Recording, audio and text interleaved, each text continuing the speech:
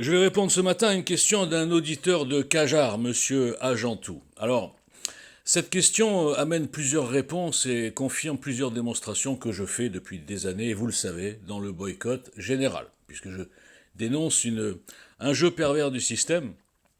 Enfin bref, je dénonce plein de choses. Donc en fait, pourquoi? C'est vrai, on est quand même en présence d'un attentat qui a fait, je parle juste des Français, admettons, on reste juste au niveau français, qui a fait 40 morts français, ce qui en fait le troisième ou quatrième plus gros attentat tueur de Français de l'histoire, hein, après le Bataclan et Nice.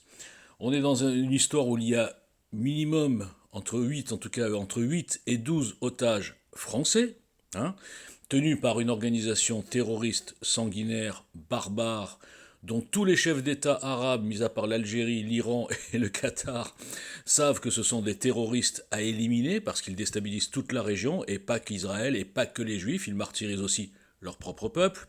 Mais évidemment, les rues arabes, gavées de propagande, notamment de putaclic sur les réseaux sociaux, de diffuseurs de fake, de mensonges. Souvenez-vous les 700 morts de l'hôpital d'il y a 3 semaines, où maintenant tout le monde sait bien que c'était le Hamas, ou en tout cas le djihad islamique. Bon, bref. Donc en fait, donc tenu par des terroristes, je répète, eh bien, il n'y a aucun bandeau, aucun rappel, rien du tout. Souvenez-vous qu'à l'époque, quand il y avait un journaliste, eh bien, c'est tous les soirs Georges Malbruno détenu depuis 42 jours, Georges Malbruno détenu depuis 45 jours. Et ça n'était qu'un journaliste. Hein. Il n'avait pas vu toute sa famille massacrée juste avant d'être pris en otage, par exemple, comme les otages actuels israéliens. Et puis il était quoi? Il travaillait, bon, il était dans une région un peu dangereuse. Il avait certainement dû aller dans un endroit, dans une zone où il fallait pas aller.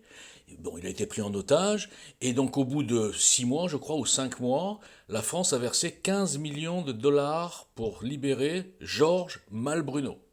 Ce même Georges Malbruno, qui au-delà de quelques dossiers qui n'ont rien à voir avec Israël, est devenu un anti-Israël assez incroyable. Un pro-islamiste, un pro tous ceux qui l'ont tenu en otage. Alors moi je posais la question pour rigoler, est-ce qu'il n'aurait pas par hasard partagé les 15 millions de dollars? Posez-vous la question. Mais revenons sur le sujet. Donc, pourquoi il n'y a pas de bandeau?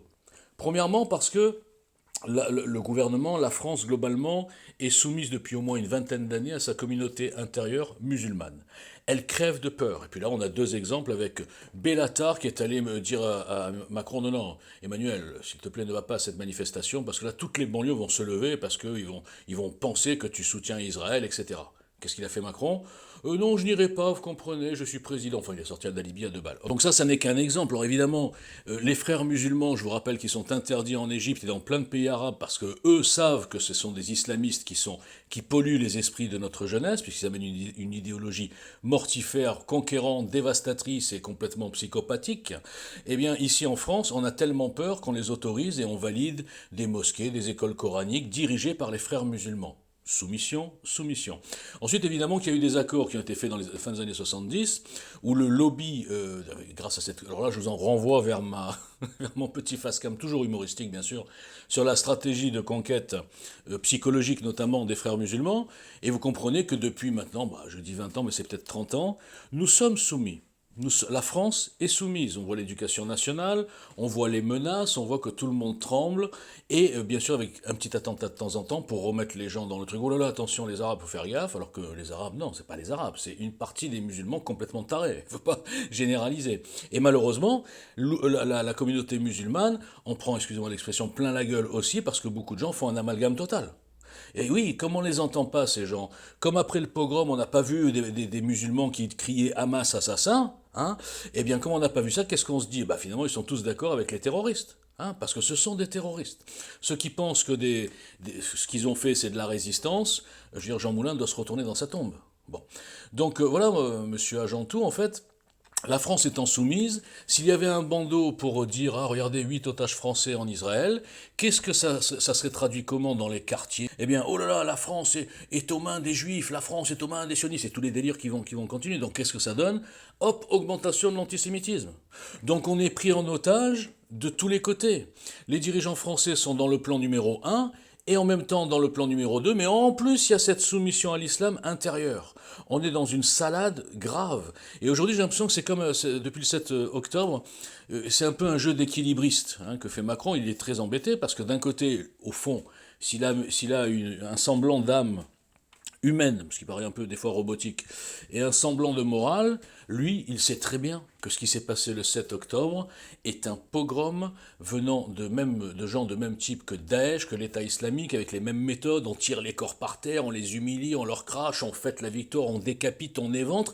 Mais Youssef Indy, j'en parlerai demain, nous a dit, mais non, regardez, on a un témoignage, il paraît qu'ils ont été très courtois, non, non, c'est n'importe quoi, ils ont été très courtois, il n'a pas dit les terroristes, les résistants. Donc, et vous comprenez que ce type-là, j'en parle souvent, a une promotion intense sur les réseaux sociaux, hein, bon, contrairement à moi. Bon. Donc la réponse est la suivante, c'est que la soumission a des effets à tous les niveaux. Voilà. Donc je suis persuadé que en d'autres temps, si à la rigueur ces otages étaient juste français mais pas juifs et pas israéliens et pas en rapport avec ce conflit, je pense qu'on en parlerait. Il n'y aurait pas de bandeau parce que c'est démodé. Hein, maintenant, voilà, bon, apparemment c'est démodé. Mais là, en étant juif et par rapport à ce conflit, c'est impossible. Vous comprenez?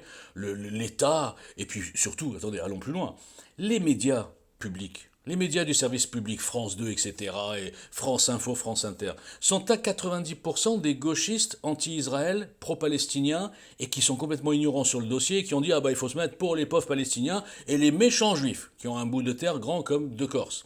Donc quand on est pollué, non seulement par la peur, la soumission, mais aussi pollué dans sa tête, complètement lobotomisé par une propagande anti-Israël, anti-juif, qui dure depuis des décennies, eh bien on arrive à la fin à déshumaniser, il n'y a plus de Français. Qui parle des 40 Français? Non, ils ne sont pas Français, ils étaient en Israël, ouais, donc c'est des Juifs, on s'en fout. Imaginez si c'était 40 musulmans.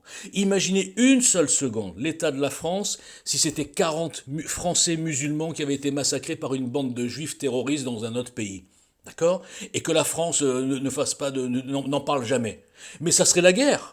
Ils ont mis la France à feu et à sang pendant une semaine pour Naël, pour un petit ange, avec une bavure certes, mais enfin ça n'avait rien d'un massacre, ça n'avait rien d'un pogrom, ça n'avait rien d'un acte raciste, ça n'avait rien de tout ça, et la France à feu et à sang pendant une semaine. Imaginez-vous dans la tête de Macron.